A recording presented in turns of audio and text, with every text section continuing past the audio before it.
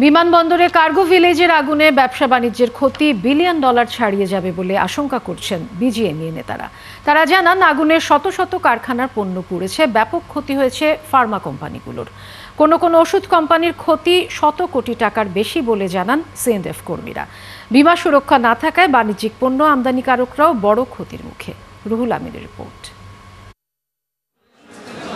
Dhaka customs হাউসের সামনে নিশ্চল সারি সারি কাভার্ড ভ্যান, নেই পণ্য খালাস কিংবা পরিবহনের তারা। সাপ্তাহিক কর্মদিবসের শুরুতে যেন সম্পূর্ণ অচেনা পরিবেশ। সিএনএফ প্রতিষ্ঠানের শত শত কাস্টমস সরকার ব্যস্ত দিনভর, তবে ব্যস্ততা পণ্য খালাসে দলিল দাখিলের জন্য নয়, বরং তারা মগ্ন ক্ষয়ক্ষতির হিসাব নির্ধারণে। ওটার ক্ষতিগ্রস্ত হলে আমাদের যে সিএনএফের মালিক ওনারা ক্ষতিগ্রস্ত হলে আমরা ক্ষতিগ্রস্ত। আমাদের এখানে প্রায় 10,000 কাস্টম সরকার আছে। এখন সাধারণ মানুষ যারা কর্ম করি, এদের কর্মসংস্থানটা কই যাবে, কি করবে, এটা একমাত্র যারা যায়। এমনও লোক আছে দিন কামাই করে 500 টাকা নিয়ে সংসার পালায়। আমার টোটাল চালান হলো 30-35টা হবে। স্পেয়ার পার্টস আছে, এরপরে আপনার নরসেলের আছে, মানে গার্মেন্টস আইটেম, স্পেয়ার পার্টস। বিমানবন্দরের কার্গো ভিলেজের আগুনে সবচেয়ে ক্ষতিগ্রস্ত তৈরি পোশাক শিল্প। আগুনে ছাই হয়েছে শত শত কারখানার কাঁচামাল সহ নানা ধরনের পণ্য। দুপুরে ক্ষয়ক্ষতি দেখতে আসেন শিল্প মালিকদের সংগঠন বিজিএমইএ ও বিকেএমইএ নেতারা। ক্ষোভ জানান তারা শিল্পের এমন পরিণতিতে। এটা মানে কতটা ভয়াবহ ভিতরে গিয়ে আমরা বুঝতে পারলাম যে ব্যাপারটা ভীষণ একটা খারাপ অবস্থা। ভিতরে আমাদের কতদিন লাগবে আমরা ঠিক জানি না, 15 থেকে 1 মাস লাগবে এটাকে আবার ব্যাক করার জন্য। এখন যে প্রতিদিন ইম্পোর্ট আসছে, এই ইম্পোর্টটা জানি একটা জায়গা থাকে, এখন তো জায়গা নেই ইম্পোর্ট আসার। এইটাকে ফ্যাসিলিটেট করার জন্য বাণিজ্য উপদেষ্টা বলেছেন যে জায়গা টার্মিনাল 3-তে নতুন জায়গাতে জায়গা করে দেওয়া হবে। আমি একটা ব্যক্তিগত বলে আমার 26টা কনসাইনমেন্ট ছিল, এভাবে বুঝেন 1200 বন্ডার আমাদের এইখানে যেটা ক্যালকুলেশন করছে 1 বিলিয়নে যেটা মানে কভার হবে, এটা যাদের ইন্স্যুরেন্স ছিল না সেটা কি হবে?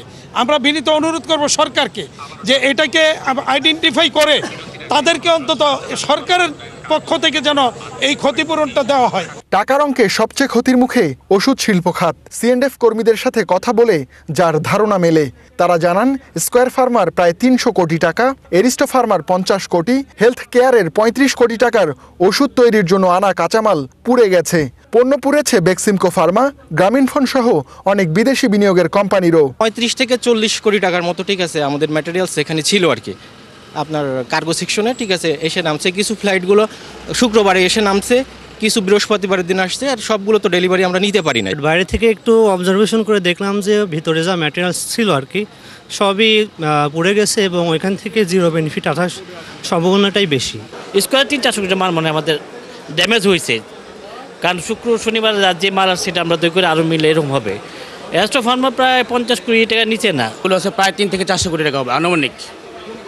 এটা স্কয়ার ফার্মাসিউটিক্যাল লিমিটেড এবং এরিস্টো ফার্মা, 2টা কোম্পানি কাজই করি আমি। সিমকো, ইনসেপ্টা, ইবনে সিনা, বায়োফার্মা, রহিমা প্রুজ, আরও আদার্স কিছু কোম্পানি কাজ করি। তার ভিতরে সবচেয়ে বেশি ডকুমেন্ট ছিল আমাদের বেক্সিমকো ফার্মারে।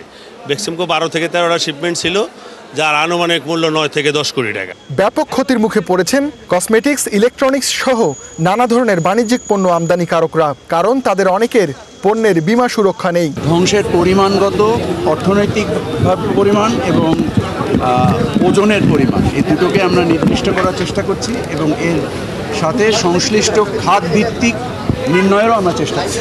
আর্থিক খাতের ক্ষতি নিরূপণে 5 সদস্যের কমিটি করেছে অর্থ মন্ত্রণালয়। কমিটিতে আছেন মন্ত্রণালয় ও এনবিআর কর্মকর্তারা। রুহুল আমিন, 71, ঢাকা।